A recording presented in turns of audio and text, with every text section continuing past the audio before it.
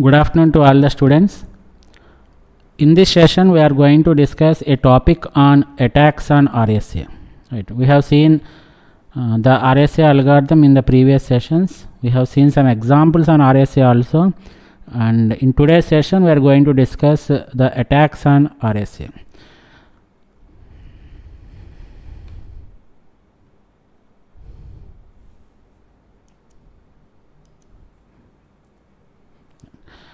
So coming to the introduction part of this attacks on RSA, there are no devastating attacks on RSA till now. From the time it was discovered, from the time the RSA was discovered, there are no strong attacks that happened on RSA. Why? Because the RSA algorithm itself is very strong enough that no attacks has occurred on the RSA. But there are several attacks which were predicted, right? These are all just predictions we have. So this may happen. This is what the prediction may be, right? So these attacks are predicted based on the weak plain text or the weak parameter selection or some inappropriate implementation, right? So we may have some weak encryption code or some weak decryption code, or there are some attacks based on the factorization. Like that, we have so many categories. Around 7 categories of attacks were predicted as the attacks that may happen on RSA. Right. So let us see what are these 7 categories we have. So coming to the taxonomy of potential attacks on RSA, we have the first one as the factorization. The second one is the chosen ciphertext attack. The third category is the encryption exponent, where we have sub-components like the Coppersmith attack. So Coppersmith is an author. He invented an algorithm where he has proposed an algorithm which is having a probability of attacking this RSA when we have low exponent, encryption exponent. What do you mean by encryption exponent? What is the symbol we are going to use for this encryption exponent? E, sir. E, right. And we know that this is a public key of the receiver. And similarly, the other subcategory under this encryption exponent is the broadcast attack. The third subcategory is the related messages attack. And the last one is the short paired attack. Similarly, the fourth category that comes under this attacks on RSA is the decryption exponent. Here also we have 2 categories, that is the revealed decryption exponent and the low decryption exponent, right?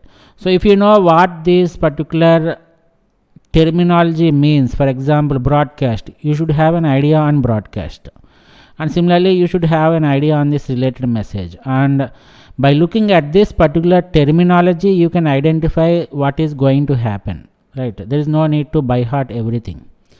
Similarly, the fifth category what we have is the plain text attacks, where we have 3 subcategories. One is the short message and cyclic plain text attack, and the last one is the unconcealed plain text attack. And next one, the 6th category is the common modulus attack. How do we represent this modulus? What letter we will use for modulus?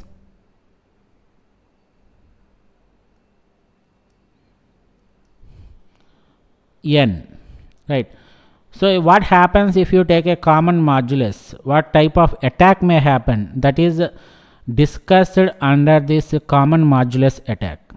And the last category which we are going to discuss is the implementation attack, where we have 2 categories. One is the timing attack and the second one is the power attack. Of course, these 2 are similar in nature, but one is dependent on the timing. The procedure remains the same, but the first one remains, the first one depends on the actual time that it is taken for the decryption, and the second one, that is the power attack, depends on the power that is consumed for the decryption process. So these are all the 7 categories we have under this attacks on RSA. So let us go in detail about each and every subtopic again. Coming to the first one, what do you mean by factorization? Finding the factors of a given number, sir. Super, right. Finding the factors of a given number is called as the factorization. And we have discussed some of the concepts in the previous sessions regarding this factorization. Factorization is a very complex thing, where if you are given a number and you are asked to find the factors, there is no particular algorithm that can complete the factorization method within the exponential time. Of course, there exist some algorithms, but most of the algorithms that belong to the category of factorization, they are having the time complexity which is equal to that of exponential time complexity, right? So as we have discussed in the earlier classes also, do we need to develop, or is there any is it necessary that we need to develop an algorithm which is having a time complexity of exponential?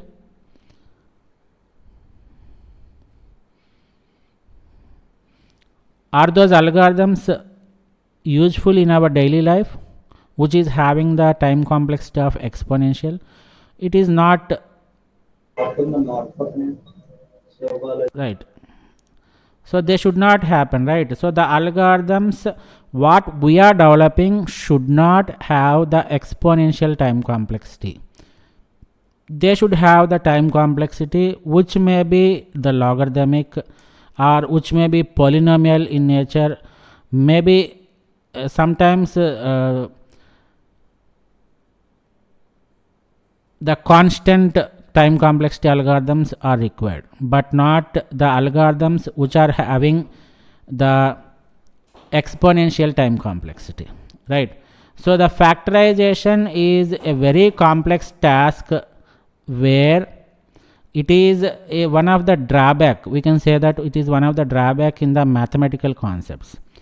But as we have discussed in the previous sessions also, that the drawback that is involved in the factorization has been converted as an advantage to the cryptographic techniques, right? Because the factorization is a very complex thing which cannot be solved that much easily, this particular concept has been used in the asymmetric key crypto systems. So that is one of the boon, factorization is one of the boon, right? So the reason is the attacker does not, the attacker cannot get the factors of the modulus n in the time complexity that is less than the logarithmic time complexity, right? So this is what the factorization attack is. We'll see. So as we have discussed earlier, that it is impossible to factor the modulus n. What is this n here?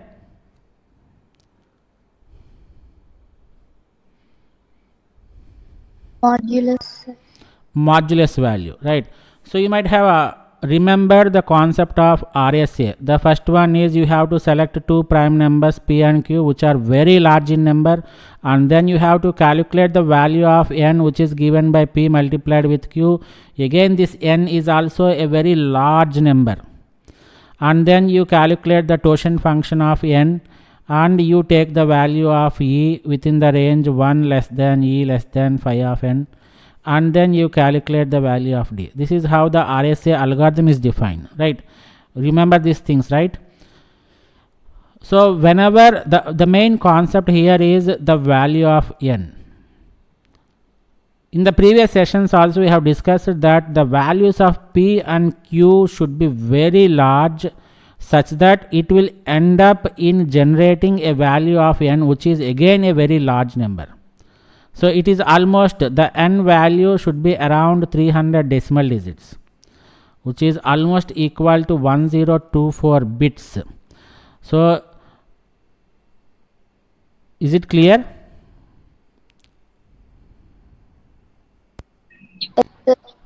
Yes, sir. So it is impossible to factorize this modulus value.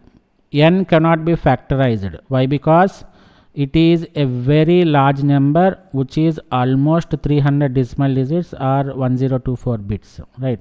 And as we know that there are no factorization algorithms that can factor a large integer with polynomial time complexity. We have algorithms which can factorize the small numbers, but we don't have any algorithms that can factorize the large numbers with the polynomial time complexity, right? And as we told that the modulus n must be very large, which is around 300 decimal digits, which means it is at least 1024 bits, right? So even with a supercomputer that exists nowadays, you cannot factorize a large integer which is of 300 decimal digits, and it almost take long period of time. The factorization itself takes long period of time, right? So RSA is secure. We can say that the RSA algorithm is highly secure until unless an efficient algorithm for factorization has not been found. Until unless you find a good algorithm that can factorize a large number with the polynomial time complexity, you can say that RSA is safe. Clear? Yes, sir. Yes, sir. And the second type of attack on RSA is the chosen ciphertext attack. This category of attack we have discussed while discussing the concept of symmetric key crypto system also. We have discussed a lot of categories: chosen ciphertext, ciphertext only attacks, COA. Like that we have different categories. So for RSA also we are going to discuss what this chosen ciphertext attack is. As we know that the chosen ciphertext is an attack where the attacker will make the receiver to send some message, right? So the attacker will send some ciphertext message. For example, see here, this is the attacker and he is the receiver. He is the genuine receiver. So in this chosen ciphertext attack, the attacker will select one text and he will find the ciphertext. That means he will convert this plain text into ciphertext C dash, and that will be sent to the genuine receiver. And once the message has been received at the receiver will convert it into the plain text, and the attacker is capable of getting that plain text which is generated. For example, let us assume that P dash. So C dash is sent to the receiver, and the receiver performs his decryption activity here, and whatever plain text, the P dash, whatever plain text that is generated from C dash, it will be again sent back to the attacker. Once the attacker receives the plain text that is decrypted by the genuine receiver, now he can do some analysis where he can get the actual plain text P. Right. So this is called as a chosen ciphertext attack. This is possible. This is a prediction. That's it. So there is a possibility that the RSA can be attacked by this category, that is chosen ciphertext attack. Is it clear? Yes, sir.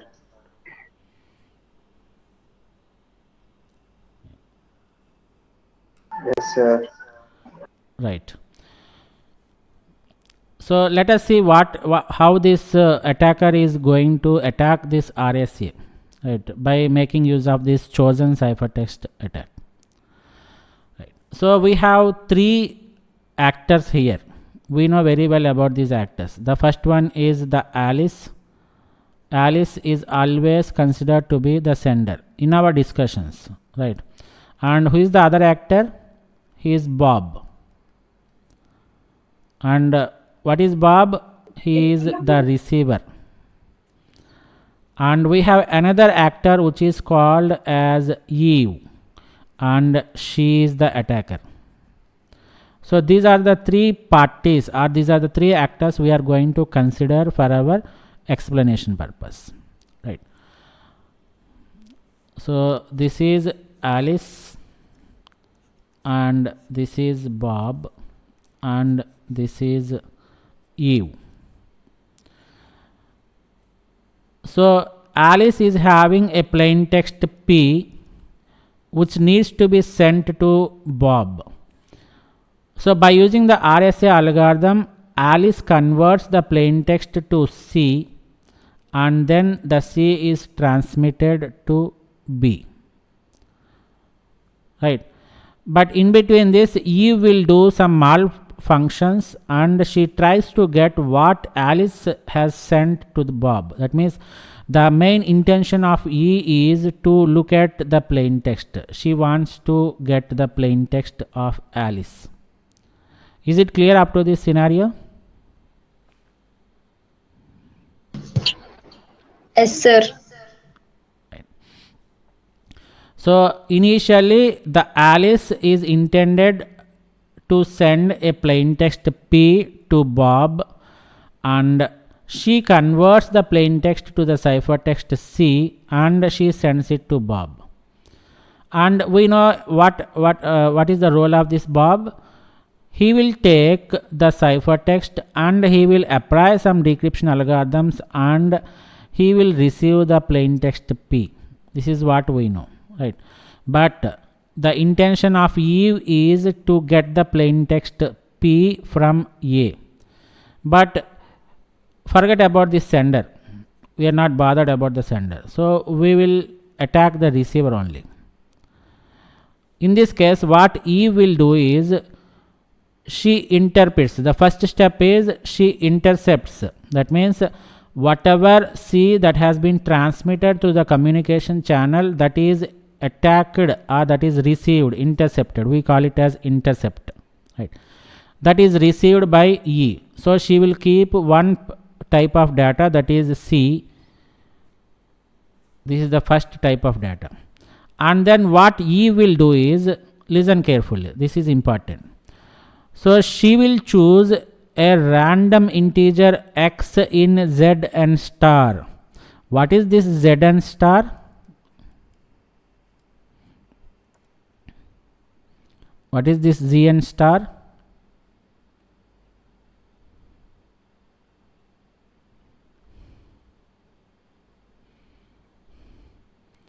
So it is nothing but a set of values which are the multiplicative inverses. So the set of values will be from 0 to n. What is this n again? Any idea? What is this n here?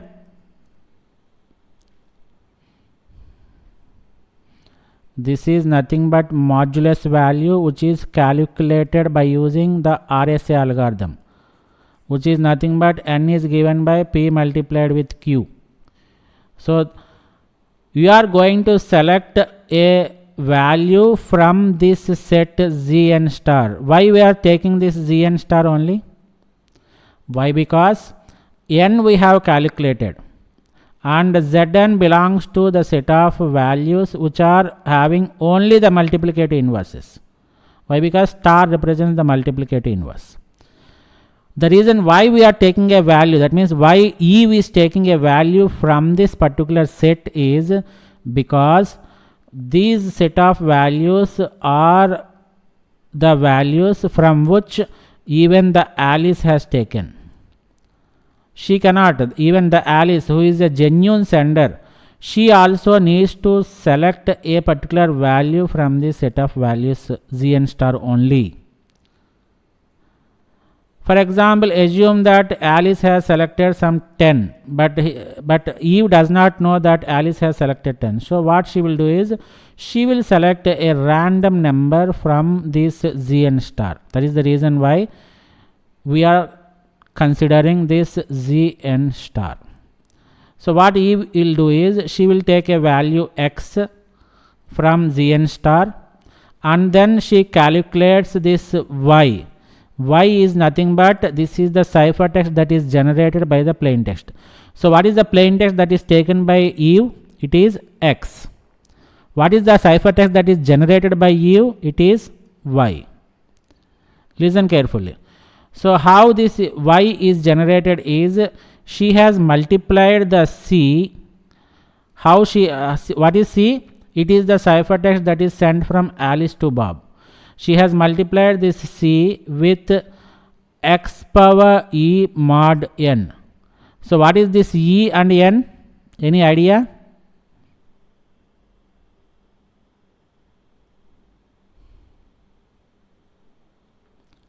What is this e and n? E comma n represents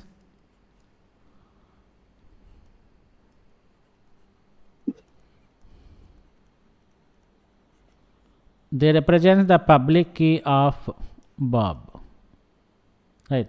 So E and N are publicly available. These are the values related to Bob. So E will take the value of E and she calculates this x power E mod n with multiplied with C. So she will get Y. And what E will do is, she will send that Y here, Y to Bob. And Bob will perform the decryption, and Bob will generate a value of Z which is given by y power d mod n. What is d here? It is nothing but the decryption key, that is the private key of Bob. So y power d, y is nothing but the value that is received at Bob. Y power d mod n is calculated, and then E will eventually get this Z from Bob. So this is called as the chosen ciphertext attack. Here the attacker is going to send a message to the genuine receiver, and the genuine receiver thinks that it is a genuine message, and the receiver will decrypt it, and the resultant will be sent back again to the Eve. So this is where the chosen ciphertext attack has happened. So once the Eve is having the value of C and Z, this is the second part of information Eve is having. The first part is the C value, which is directly intercepted from here, from the communication channel, and the second part is Z, which is obtained from the receiver Bob. So once she is having this C and Z, the Eve can easily find out the P. For example, what is Z here? Z is equal to y power d mod n. Substitute this y. What is y here? Y is nothing but C multiplied with x power e mod n. Therefore, this will be evaluated to C power d multiplied with x power ed mod n. So ed, these are the inverses, right? So it will be equivalent to 1. Therefore, it becomes C power d x mod n. And we know what is this C power d mod n, which is nothing but P. Right? C power d mod n is nothing but P. We will replace it with P. So the entire equation Z becomes P into x mod n. So the Eve's intention is to find the value of P, and she is having this Z. Z is with the Eve, and similarly x is the value which the Eve has selected. So she knows this value, Z value, and she knows the x value, and she knows the value of n also from the private from the public key E comma n. She knows what this n is. So all the three values are there. So finally it will end up like this: Z is equal to P multiplied x mod n. Eve knows Z, she knows x, and she knows n. Therefore, she has to calculate the value of P. P is obtained by the equation P is equal to Z multiplied with x inverse mod n. Right? Z is known, and x inverse has to be calculated by making use of the extended Euclidean algorithm, and the entire value is calculated to find the value of the plain text P. Is it clear? Chosen ciphertext attack.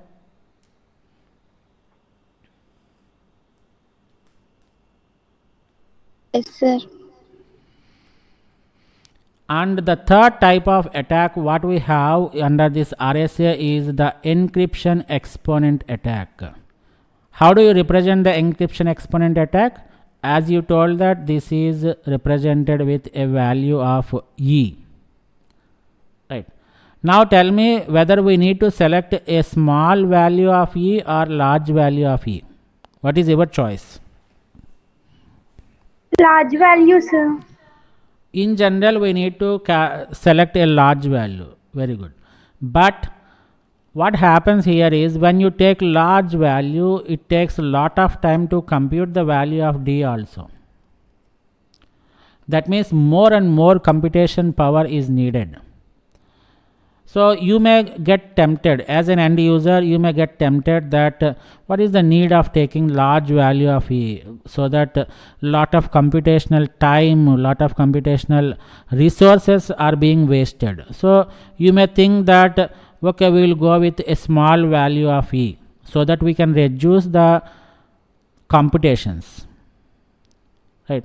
So that the lowest value, selecting a small value of E is a tempting issue that may arise at the user end.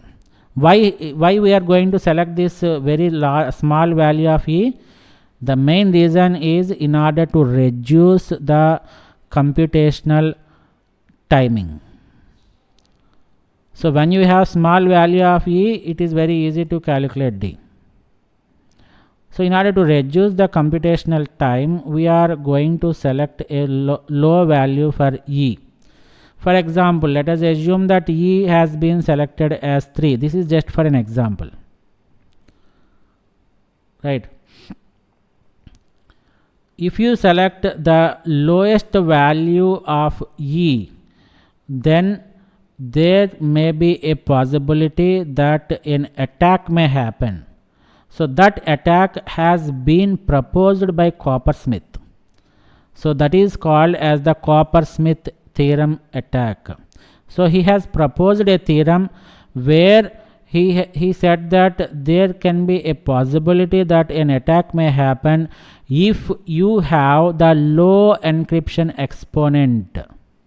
So this attack can also be called as the low encryption exponent attack. Remember that. So the Coppersmith attack is otherwise called as the low encryption exponent attack, right? So what this theorem says is, the theorem says that if you have this modulo n polynomial, that is f of x of degree E. So what is that you are taking here? C is equal to p power E mod n, right? So if you take the low value for this E, this entire function he is taking as f of x, which is nothing but it is of degree E. So if you have such type of expressions, so you can make use of an factorization algorithm with the complexity of logarithmic time complexity, and it will be very easy to find one of the roots in logarithmic time. This is the Coppersmith theorem that he has proposed, right? So you know that entire RSA algorithm is based on an f of x which is of degree E, and you can take any algorithm, any factorization algorithm, and you can find one of the roots which is smaller than eth power of n. This one is nothing but this is equal to n power 1 by e, which is nothing but eth root of n, right? We can say like this, n power 1 by 2 is nothing but square root of n, or n power 1 by 3 is equal to cube root of n, like that. So n power 1 by e is equal to eth root of n. Clear?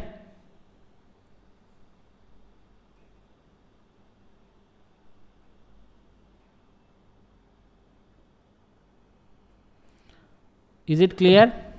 Yes, sir. Yes, sir. So according to Yes, this sir. Coppersmith theorem, if you have a polynomial f of x of degree e, and by making use of a factorization algorithm that can take only logarithmic time complexity, you can simply find the roots which are smaller than the eth root of n, right? So this is not that much serious effect, this is not that much serious attack, but still we have to prevent it, right? So this theorem can be applied on the RSA crypto system with C is equal to f of p. We know this one, right? F of p is nothing but p power e mod n. So actually the theorem is not intended for this RSA, but after he proposed this theorem, he has applied it to this RSA algorithm. Why? Because he wants this f of p, which is having the eth power, right? So the entire expression fits exactly to the theorem. So that is the reason why this particular Coppersmith theorem has been tested on this RSA also. So in order to have in order to protect this from this attack, or in order to protect the algorithms or something crypto systems from these attacks, it is recommended to have a value of e which is 2 power 16 plus 1. So e should be always greater than, it's not greater than, it should be in between this range 1 to 2 power 16 plus 1, right? So or any prime number that is close to this value. The simple point what you have to remember here is you cannot compromise on the lowest values of the encryption exponent. You cannot take it. In order to reduce the mathematical complexity or computational time, you cannot compromise with the values of the encryption exponent. So it is always better you take a value which is closer, a prime number which is close to 2 power 16 plus 1. This is what the Coppersmith has suggested. Clear? Yes, sir. And the second subcategory under this encryption exponent attack is the broadcast attack. Right, what do you mean by broadcasting? Broadcasting, for example, whatever I am telling, that means whatever I am taking the class is example of broadcasting. So one sender will be there and the same message will be sent to different multiple receivers, right? For example, I am taking the class, therefore I am the sender and you people are listening to the class. For example, we have 20 students that are listening to the class parallelly. So what I am doing is I am just broadcasting the message, whatever message I want. So there can be a broadcast attack also, right? Let us see how it happens, right? So this broadcast attack happens if one entity, that means one sender is there.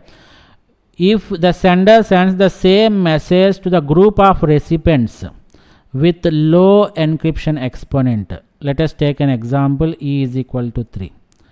So this broadcast attack always happens when we are going to consider a low value for the encryption exponent, right? And one sender is sending the same message to multiple recipients. So this is called a broadcast attack. Let us see an example. Let Alice sends message C1 which is defined as p power e. What is the value we have taken here? E is equal to 3, very low exponent value, mod n1, and she has sent the same message to another sender C2 with the same value p power 3 mod another modulus n2, and the third recipient has received C3 from the same Alice with the same message p cube mod n3, right? So by using CRT, what do you mean by CRT? Chinese reminder theorem. Chinese reminder theorem. We have three different values, right? The Chinese remainder theorem is used to solve congruent equations. So we have three congruent equations. And can we find out the value of P now? Yes, that is what the Chinese remainder theorem says, right? So you are able to find the value of C dash. Initially you will find a value of C dash which is equal to P cube mod N1, N2, N3, and from which you can calculate the value of P. This is called as the broadcast attack. And remember that this broadcast attack and CRT can be applied only when this condition is satisfied. That is, only when P cube is less than N1 multiplied with N2 multiplied with N3. Clear? Broadcast attack. The name itself is saying that whenever the sender sends a broadcast message, that means the same message has been sent to multiple recipients with the low encryption exponent, then by making use of the Chinese remainder theorem, it is possible to find the value of C dash, and by making use of this particular condition you can find the value of P. Clear? Yes, sir. Yes, sir. Yes, sir.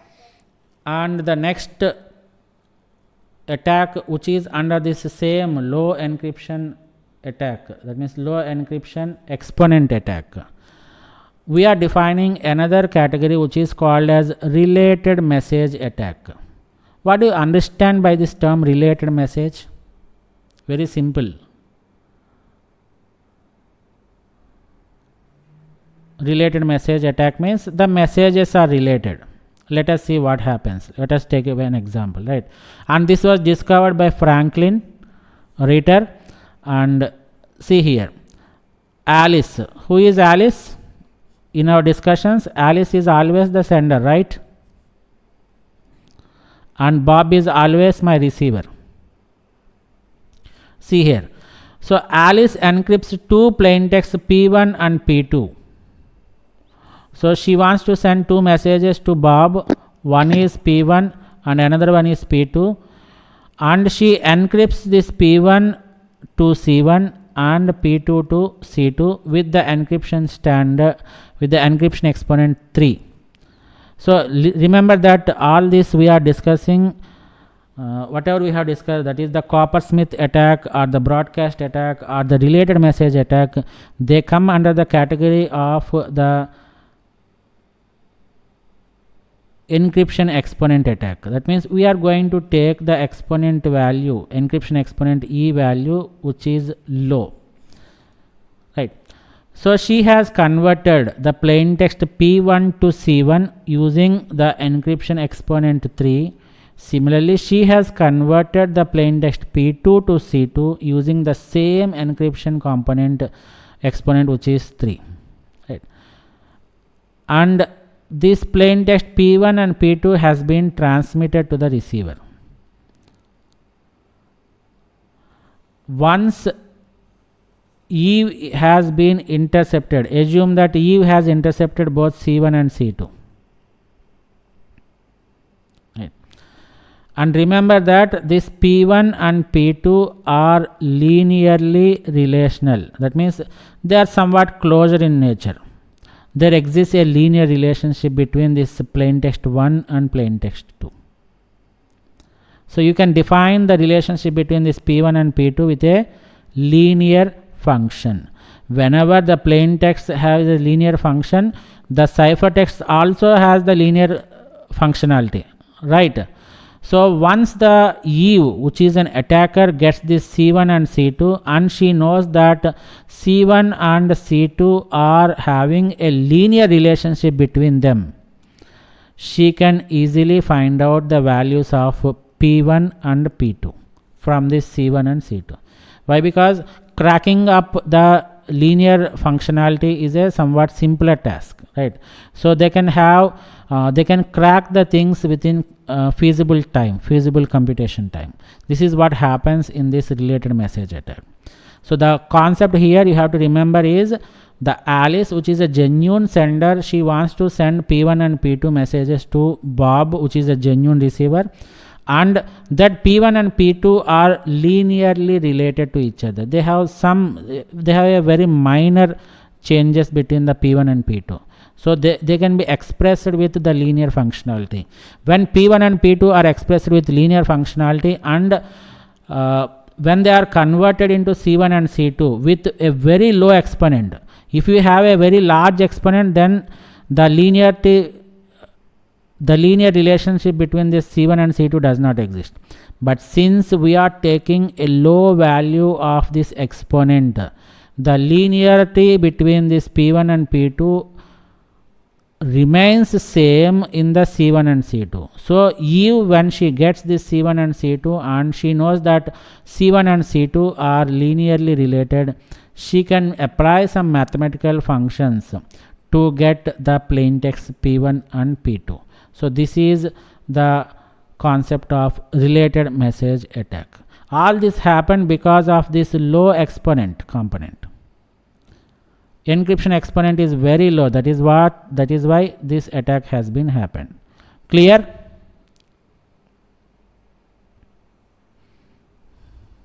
Yes, sir. And the last category which we are going to discuss under this encryption attack is short pad attack. What do I mean by pad? You know this thing, padding. Why do we use padding?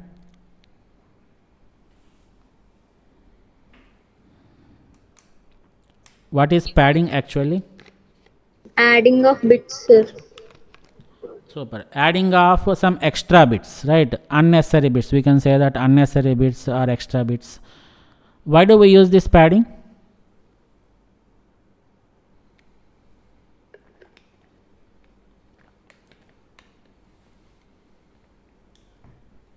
Adding of bits is a technique, but why we require this padding means in order to fill a block, right? For example, if we have a block size of 512 bits and we have only 280 bits of actual data, but I have to extend this 280 bits to 512 bits. Why? Because you cannot send a half block, you cannot send 1/4 block, or you cannot send 1/3 block.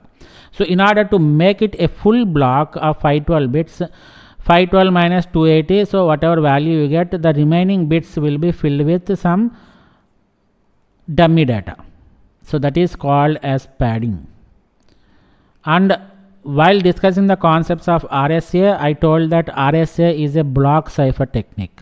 We are going to send it in terms of blocks. Therefore, padding can be used here also. And this short pad attack is also discovered by Coppersmith only. See here how this short pad attack happens. Very simple technique, this one. So Alice has a message M1 to send to Bob. So again we will take the same characters, Alice and Bob. She has a message M1 to send to Bob, but this M1 is not making up the entire block. So what is that she has to do? Alice has to fill that block with R1, that is nothing but bits, padding bits. So in order to make it a full block, this M1 is added with R1. And once this entire message is converted to C1, it has been transmitted to Bob. Right. Is it clear up to this point? So we are making use of the padding bits here. Very small length of padding bits. And once C1 is generated, C1 is transmitted through the communication channel so that it will be receiving at the receiving end.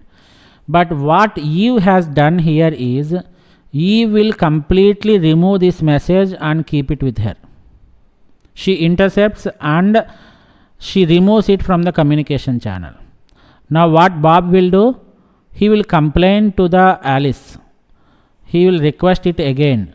Alice, I didn't receive any message from you. Please resend it.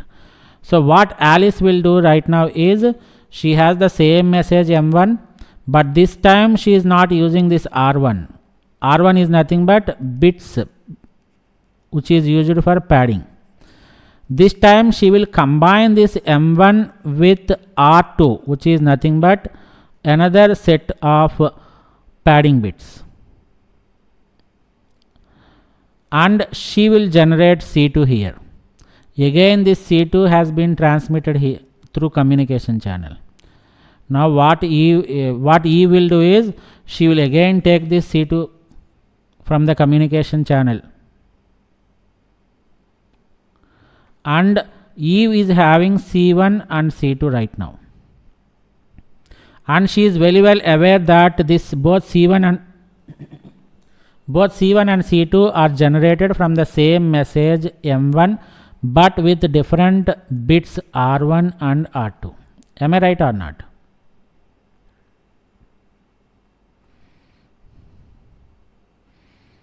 Sir.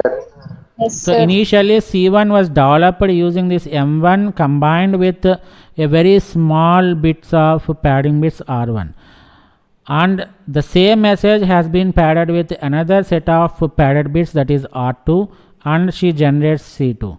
Both this C1 and C2 are intercepted by Eve, and she knows very well that this C1 and C2 has been generated from the same message but with different pads R1 and R2.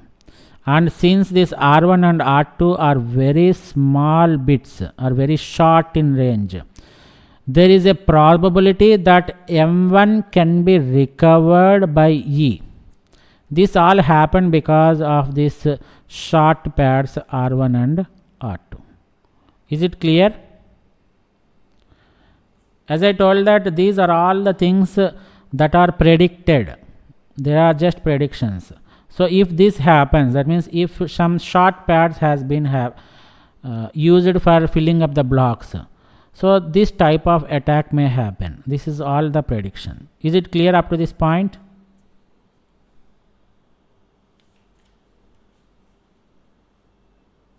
Yes, sir. Yes, sir. Right.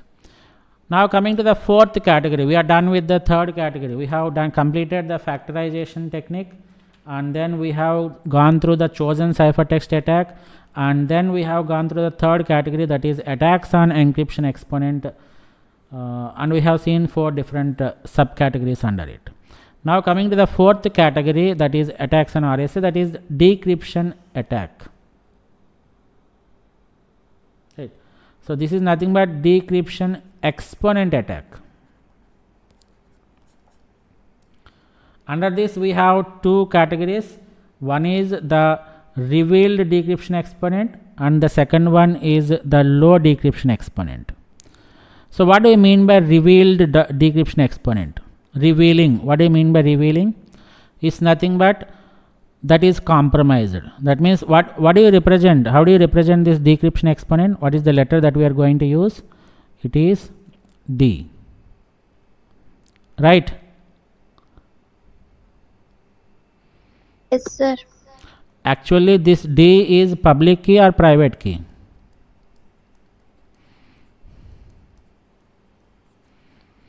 It is a private key. So this should not be revealed to others. But assume that there are some cases where D is also compromised. That means the private key is compromised. So the Eve is able to identify the D of Bob, the private key of Bob. So in that case, what Bob has to do? For example, if you lose your key, what do you do?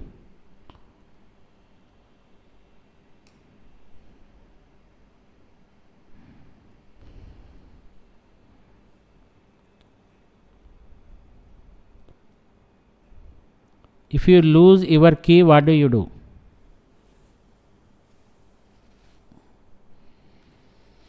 You try to generate another key, right? So the same thing should happen here also. But remember that what are the things that you use for generation of D in RSA algorithm? First of all, you should have P and Q, and then you have to generate N, and then you have to find phi of N, and fourth one is you have to find E between these values, and then you calculate the value of D.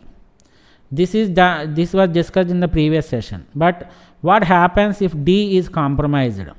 As I told that you need to create new private key. That is the only option you have. But remember that when you want to create a new D, that means when you want to take a new D value, you should start changing the values from P and Q. You should take new values of P and Q, and you should generate the new value of N, and you should generate the new value of phi of N, and then you take another value E from between this new value E from this 1 and phi of N, and then you take the new value of D, right? So sometimes because of lack of knowledge, what we will do is, okay, my D is compromised, that means I lost my private key. So what I think is, since N is a very large number, and since phi of N is also a very large number, and we can take any value from this E, what people can think is, we start taking from N. We keep the same value of N, and from here we start changing the values of E and D. But this should not happen. This should not happen. Why? Because what others are saying is, once the D is compromised, then you start creating a new value of D from the first step itself. So you take new values of P and Q, generate a new value of N, generate a new value of totient function of N, and then you take a new value of E, and then you take the value of D. This is a suggestion that is given by the scientists, right? Why? Because once the D is compromised, that means E is having the D value of Bob, then whatever message that is intended for Bob, she can get it, she can get the original message. So the entire security is compromised. So once Eve is having D, she can get the values of factors of N, right? She can get the values of N, and thereby she can find the values of P and Q. So once P and Q is known, everything is compromised. Clear? Sir. So the point here you have to remember is, once your private key has been compromised, it is best thing that you always start generating a new private key from the first step onwards. That means you have to take the new values of P and Q and then N. Not that you again start it with N. You should not make use of the same value of N. Why? Because since D is compromised, Eve is able to find the values of P and Q by using some factorization algorithms, right? Probabilistic algorithms. So others are suggesting that this one, in RSA, if D is compromised, then P, Q, N, E and D must be regenerated. Everything should be regenerated. This is what they are suggesting. Clear?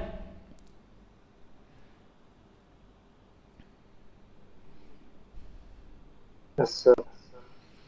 And the next subcategory is, we have low decryption exponent attack. So in this one, we know that we are going to take a low decryption exponent, a low value for D.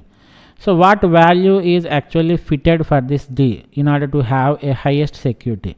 This is what we are going to discuss under this session. So why we are going to take lowest value of D?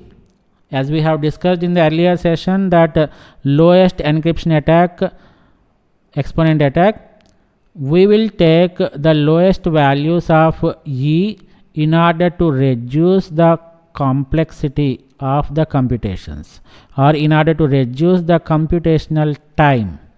The same is the case with D also. Bob, who is the receiver,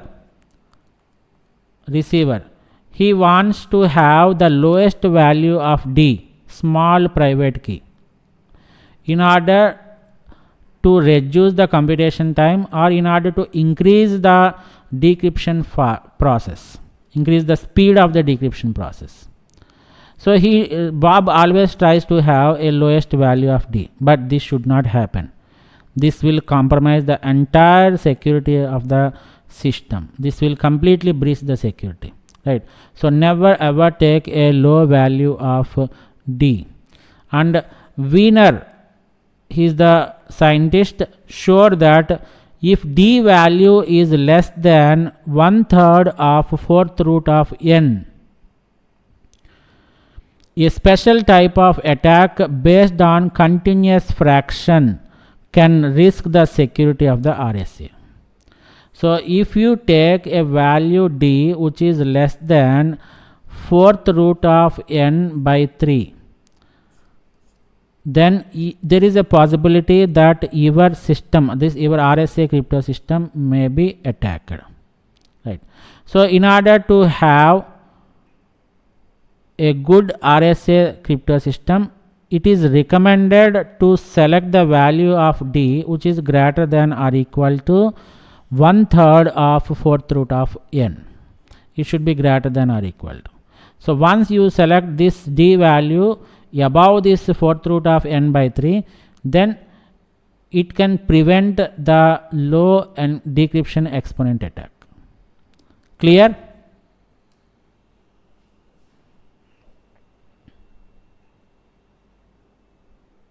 Yes, sir.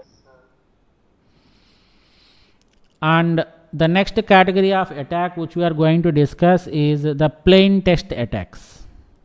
We are going to concentrate on the plain text. So there are 3 types of plain text attacks that can happen. First one is the short message attack, the second one is the cycling attack, and the third one is the unconcealed attack. And before discussing this category, let us know one important point regarding these attacks or plain text attacks, right? So we have a plain text P and the ciphertext C, right? Where from we are taking this plain text values? From the set Zn star. Am I right or not? Yes, sir. And whatever value that is generated, that is C, they will be lying inside this Zn star only. Am I right or not? For example, if I take the plain text value as 4, I may get a ciphertext value as some 2546. Let us assume. So this 4 is present inside this Zn star only, and similarly this 2546 is also present inside this Zn star only. Am I right or not?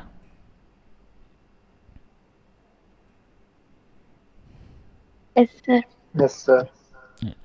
So this P and C can be considered as the permutations. Permutation means nothing but rearrangements. So this P and C can be considered as permutations to each other within the range 0 to n minus 1. So this particular point you should understand before discussing the concept of plain text attacks. The concept what the author is trying to tell us is the plain text and ciphertext are permutations to each other within the range of 0 to n minus 1. Clear?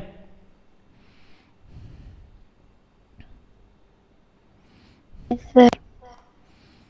Right. So coming to the short message attack, the name itself is giving the information that we are going to take a short message, very simple message we are going to take, and how it is going to attack. So what by taking the short messages, how attacks can happen? This is what we are going to discuss here, right? So let us take an example. So Alice is sending a 4-digit number to Bob. So 4-digit number means it starts from 000 to 9999. Am I right or not? A 4-digit number always lies between this 000 and 9999. When the Eve knows that Alice is sending a 4-digit number to Bob, she can easily find the plain text numbers between this all zeros, 4 zeros and 4 nines. It's a very simple thing. Why Eve is able to get this plain text means she already knows that Alice is sending a very short message, which is a 4-digit number. Nothing more than that, a 4-digit number. Right. So that is the reason why selection of short messages is a very risky factor. So there are probabilities of attacks that can happen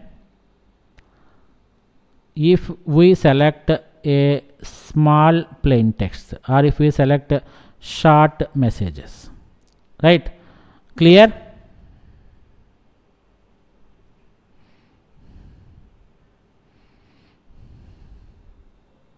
Yes, sir.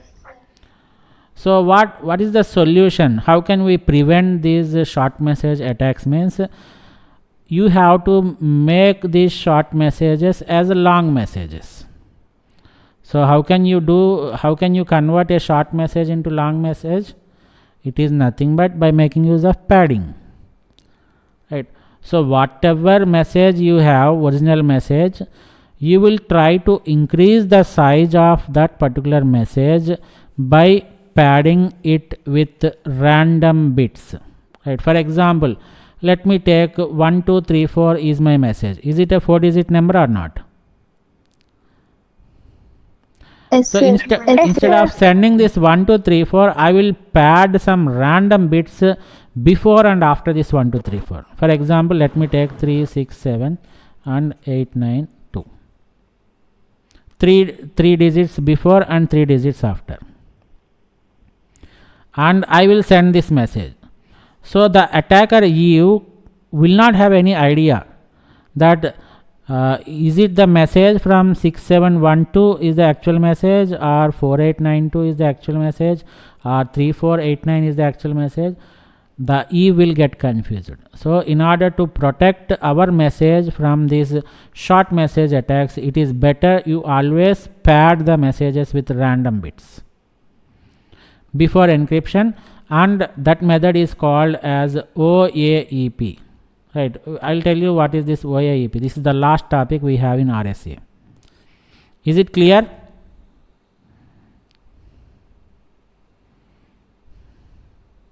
Yes, sir. And the second one is the cycling attack. What do you understand by cycling? Cycle. You might have heard this in graphs and trees also. Not trees, it's in graphs. What do you mean by cycle? Cycling means repeatedly doing the same thing is called as cycling. Am I right or not? You are now unmuted. So this cycling attack can also happen, right? So this is a very simple technique. So this cycling attack is based on the fact that ciphertext is a permutation of the plain text. This is what we have discussed in the previous slide, right? While discussing the concept of plain text attacks, you should understand a concept that the plain text and ciphertext are permutations of each other within the range 0 to n-1. This is very important. So if you are aware of this particular concept that ciphertext and plain text are permutations, even Eve is also aware of this one. Eve, who is Eve? She is nothing but an attacker who always wants to get the information of the Alice, right? So when this plain text and ciphertext are permutations to each other, continuous encryption of the ciphertext will eventually result in plain text, right? See here, for example, this is Alice and this is Bob and this is you. This is a very simple technique, right? See how the attackers are thinking. So Alice wants to send a message P and it was encrypted as C, but in between this communication Eve will get the value of C. Now Eve knows what is the value of C. So now what she will do is she will try to encrypt the C, this one. So she will generate a value of C1 from C power E mod n. You may get a doubt, what are this E and N? What is this E and N?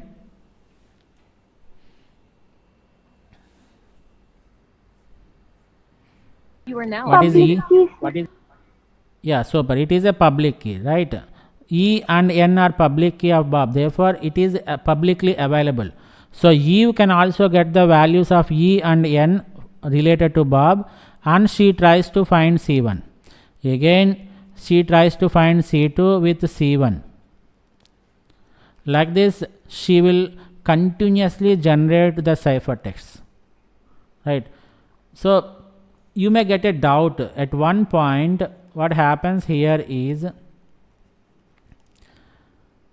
when to stop. This is your doubt. So how can I identify?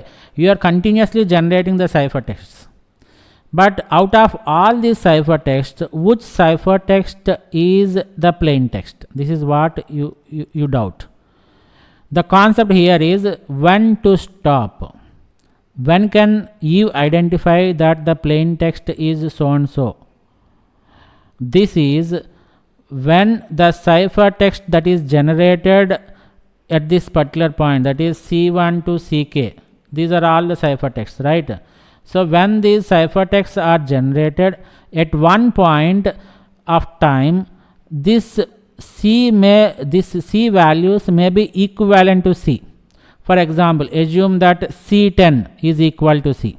So whatever ciphertext you have generated at the 10th iteration, it is equivalent to C, which is intercepted here, this one. So by this point you came to know that C10 is equivalent to C. Therefore the previous iteration, which is nothing but C9, is the actual plain text. Am I right or not? So when you encrypt the plain text with E and N, I am getting C. So and this C is equal to C10, which is generated. C10 is generated from C9. So this is the actual plain text. So when to stop means when you get the ciphertext C again, the previous step is the plain text. Very simple thing, but it is simple theoretically, but there is no efficient algorithm that can compute this particular encryption process in the polynomial time, right? It is almost equal to the complexity of factorization technique. Clear?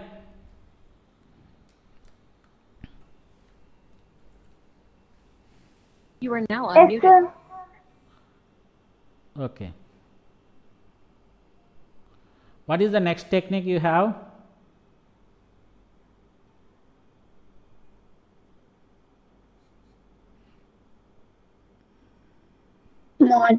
Module. Unseal, sir. Unseal message. Unseal, right? So unconcealed message attack. It's not unsealed, unconcealed, right?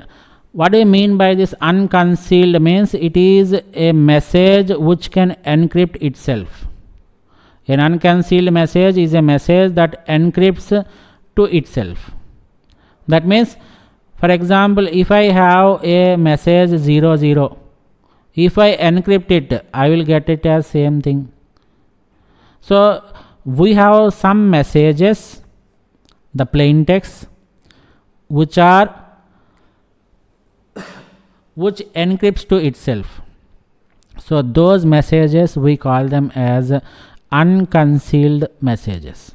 So you never ever try to take those messages. Plain text, you cannot select the plain text which are unconcealed, right? So this is another attack that is based on the permutation relationship between the plain text and ciphertext, and there are always some messages that are encrypted to themselves. For example, if you take the plain text 0, it is an unconcealed message, or if you take the plain text 1, it is an unconcealed message, right? Because the encryption exponent is odd, there are some plain text that are encrypted to themselves. So the point what author is trying to tell us is there are some unconcealed plain texts, there are some messages that encrypts to itself. It is better to avoid such type of plain text. That is what the author is trying to say. Is it clear?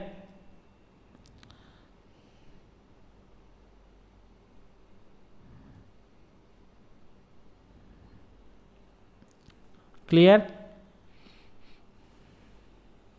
Yes, sir. So we are done with the fifth category also, and the next one is the attacks on modulus, right?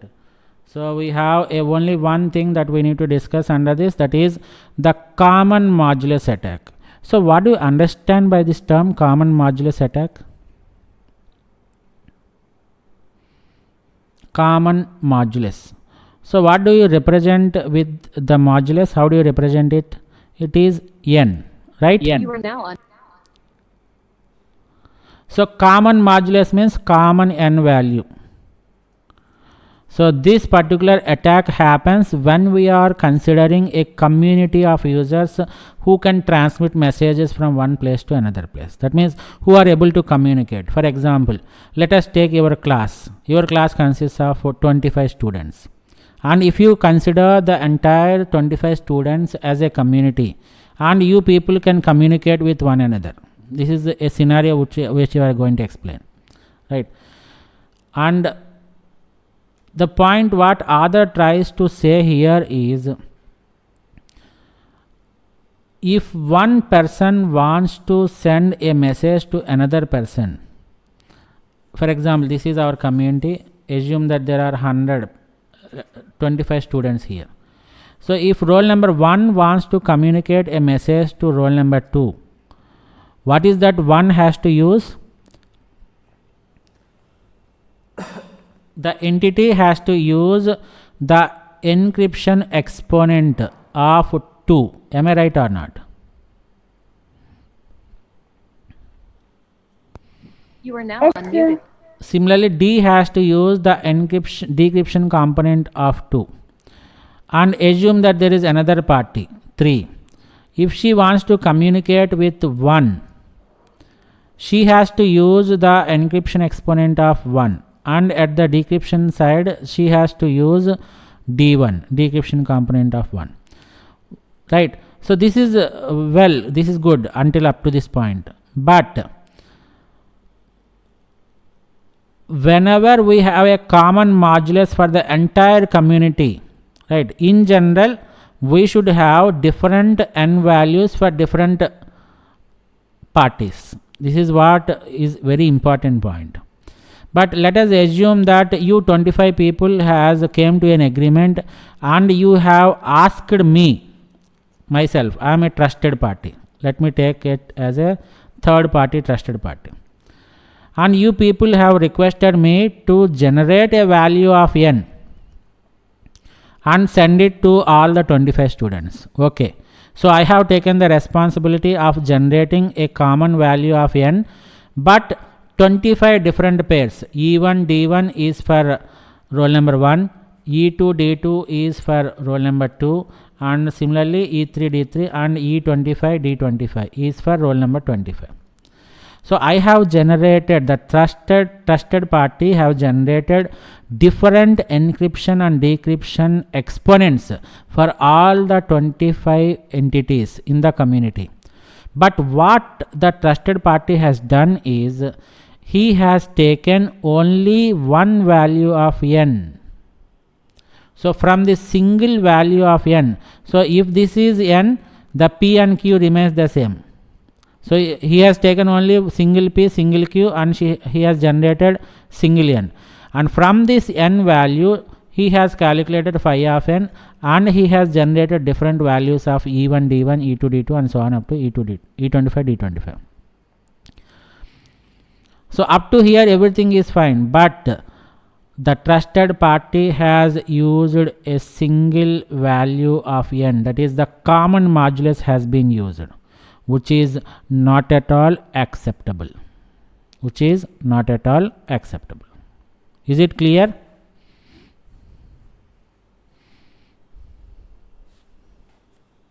Yes, sir. Yes, sir. Yes, Now sir. unmuted. So Bob is having EB and DB, which is nothing but encryption component exponent of Bob and decryption exponent of Bob. Similarly, Alice is having EA and DA, encryption and decryption components of A. Like that, if you have a trusted party, they have selected a P and Q value, they have calculated n, they have calculated phi of n, and they have created pairs for different exponents for different entities. Everything appears fine, right? But the ciphertext to Bob is generated like this. C is equal to P power EB, which is nothing but encryption exponent of Bob mod n, and Bob uses the private exponent, that is DB, to decrypt and to generate this P. But what happens here is Eve can also decrypt the message if she is a member of the community. Actually, there is another person, there is an intruder here, 26th person, right, or 24th person. The 24 is the intruder. She wants to enter into our community. So she enters into the community. Once she enters into the community, the same, she will have the pair E24 and D24. This pair has been generated from the same value of n. Therefore, there is a high probability that this 24 roll number or Eve can get the value of n. Thereby, she can get the value of P and Q. So, what others are suggesting is, in order to avoid this common modulus attack, it is better that you don't depend on the trusted party. Your modulus should not be shared, right? And it is highly recommended that each and every entity has to calculate his or her own modulus value.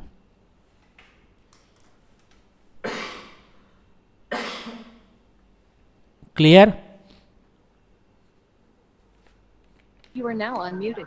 Yes, sir. Yes.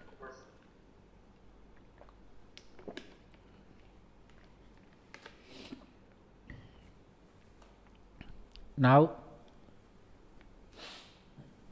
the last type of attacks which we are going to discuss is the implementation attack. So, in this implementation attack, we have two categories. One is the timing attack and the second one is the power attack. As I told that both of them almost appear same, but one is concentrating on time and the other one is concentrating on the power, right? So let us see what this timing attack and power attack are. So this type of attack, the timing attack, is based on COA, which is nothing but ciphertext only attack. And this is based on fast exponential algorithm. So do you have any idea on this fast exponential algorithm? I think we have gone through this fast exponential algorithm in the previous session also. In order to reduce the time complexity of the algorithms, we can make use of fast exponential algorithm, right? So the algorithm uses only squaring if the corresponding bit in the private exponent d is 0, and both squaring and multiplication if the corresponding bit is 1. Do you understand anything from this one? Yes, sir. So they are going to concentrate on D. Let us assume that D is a value which is equivalent to 0,110. This is for an example. So according to this fast exponentiation algorithm, when we have a value of 0, you just perform a squaring operation. But when the bit is 1, you have to perform squaring plus multiplication. Am I right or not? For example, how can you convert 0,110 into decimal number? By multiplying 2 power 0, 2 power Right, 1. it is 2 power 0, 2 power 1, 2 square, this is 2 cube, right? So when we have 0, there's nothing to do. But when we have 1, we have to multiply this 1 with the place value 2 plus 1 into 2 square. So this is something similar to this one. So when we have a value of 0 bit in the D, then you perform only squaring. But when you have 1 in the D value, you perform squaring plus multiplication. So here we have only one operation, only squaring. But here we have squaring plus multiplication. Two operations we have to perform. Now tell me which one will take more time. Is it with 1 or 0?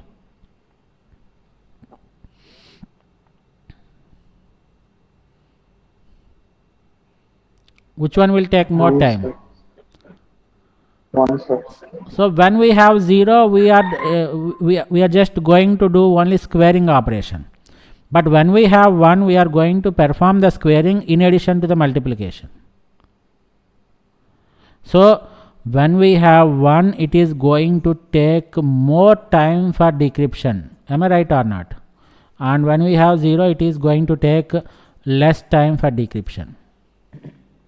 By looking at this particular concept of fast exponential algorithm, Eve tries to find out the number of bits or the value of bits in D one by one. So here assume that it will take 10 seconds, and for 0 it will take only 5 seconds. So it will complete the Eve, what she will do is she will completely take the total time taken by it, and by looking at the statistics of the time, she will try to compute the value of D. See how it is going to happen, right? So let us assume that Eve has intercepted a large number of ciphertext. We have Alice here, we have Bob here, and Alice and Bob are communicating with each other. Let us assume that C1, C2, C3 and so on, M messages has been sent to the Bob. What Eve will do is she will intercept all the messages that are communicated between this Alice and Bob. So Eve will be having C1, she will be having C2 and so on up to C3 and Cm.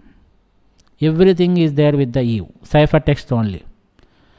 Now what Eve will do is she will try to observe how long it is taking for Bob to decrypt the each ciphertext. So she will keep an eye on Bob. Assume that T1 is the time that is taken to decrypt C1. T2 is the time that is taken to decrypt C2, and so on up to Tm is the time that is taken to decrypt Cm, right? So Eve will get all these timing values from the Bob, T1, T2 and Tm. Now what she will do is she will have an idea of what is the hardware that is used for decryption, what is the underlying hardware, and she tries to calculate the multiplication operation, right? And she tries to find the end result. So by looking at the timing values, what are all the different times that are taken to decrypt the ciphertext C1, C2 and Cm, by having this particular information, timing information, she tries to calculate the actual value of D, right, by making use of some algorithms. Is it clear?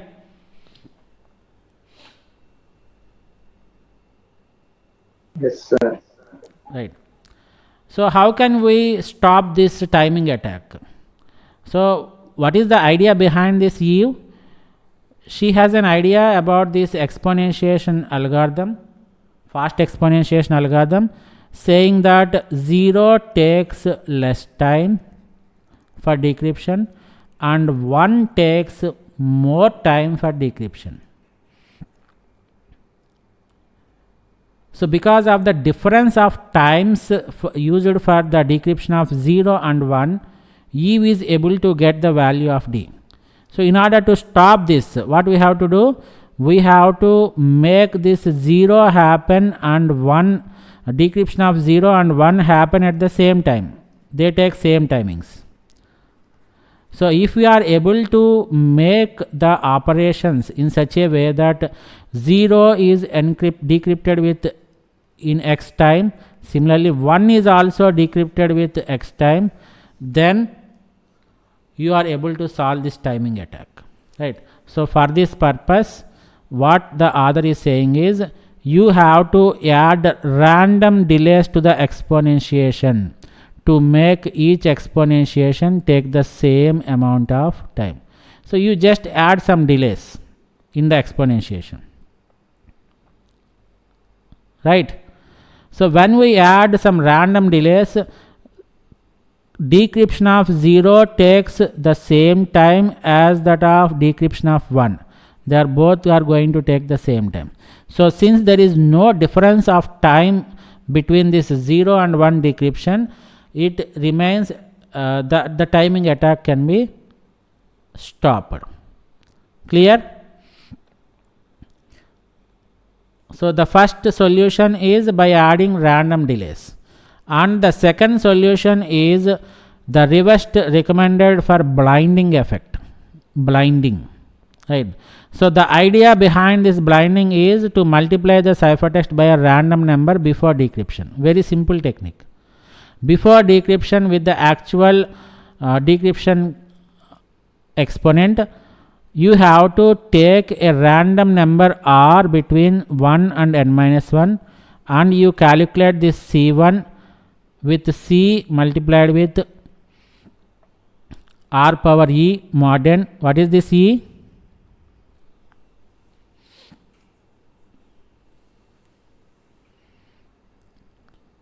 This e is again a public key of Bob, right?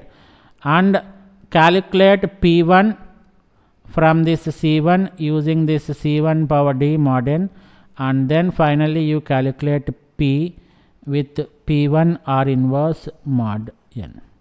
So this is called as blinding. You are just making use of a random number before the decryption. You try to create a ciphertext so that the E will get confused, right? So this is how you protect your RSA algorithm from the timing attack.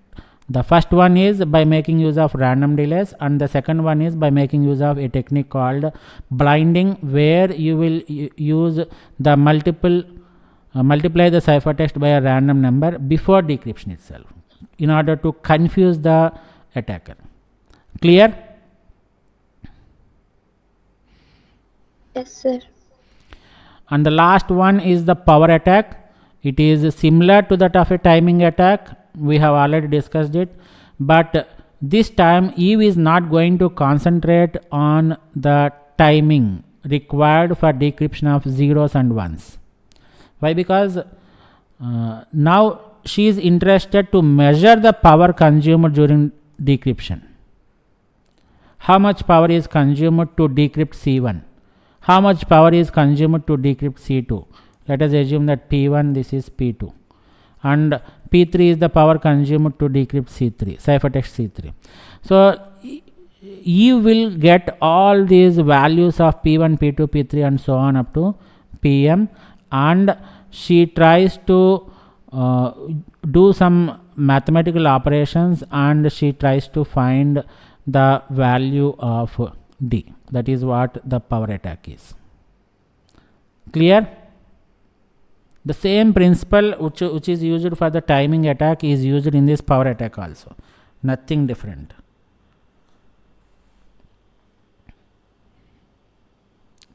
Clear up to this point? Yes, sir. Right.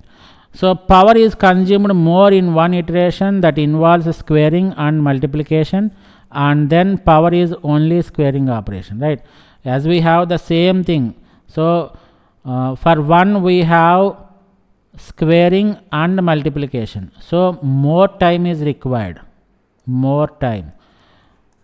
In order to perform the same computations, you require more power also. And when we have 0, we have only squaring operation. So less time is required with less power.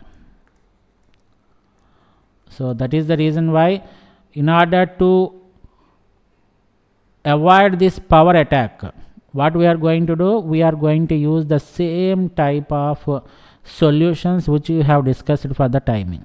So you add some random delays, and similarly you use some blinding techniques, right? Clear? Yes, sir.